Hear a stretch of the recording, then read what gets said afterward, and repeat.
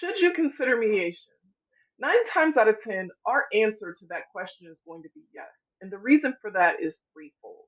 One is cost, two is time, and three is the flexibility and the resolutions that one can achieve through mediation. So let's talk about each of those briefly.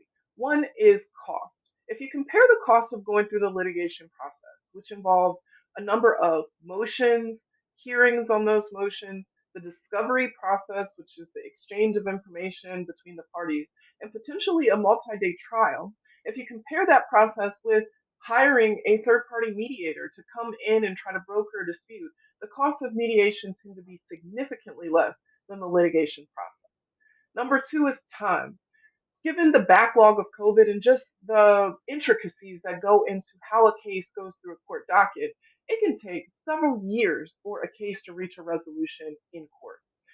In mediation, the parties can either be appointed a mediator that is available through the court, or they can hire a mediator on their own, and that process can usually be completed within a few months, which is significantly faster than going through the court process. And third is the flexibility of resolution.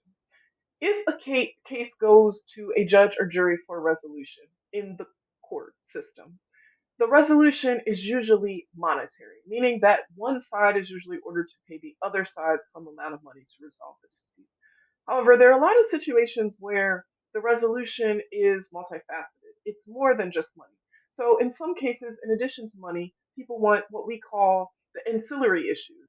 There are other things that they want in addition to a monetary settlement.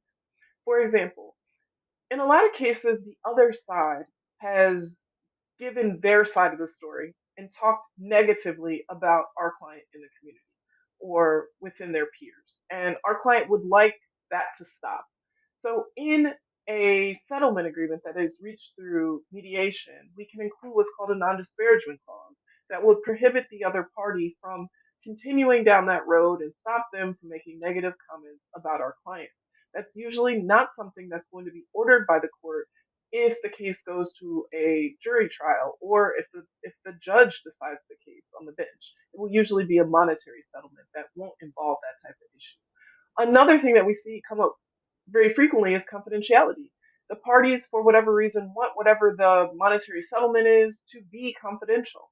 Everything that happens in the court process is public, meaning that anybody can go to the courthouse and pull that information. So, an advantage of going through the mediation process is that we can include a confidentiality clause so that the information or the settlement that is reached in the mediation is not made public, which can be advantageous to the party. So, for all these three reasons, we usually suggest mediation. It isn't a win to all cases. All cases do not settle in mediation, but those cases that can settle, there usually is a favorable result for our clients in mediation, and we have a track record of success in resolving cases through mediation. So, we are a proponent of mediation and would strongly encourage you to consider that as an option in your case.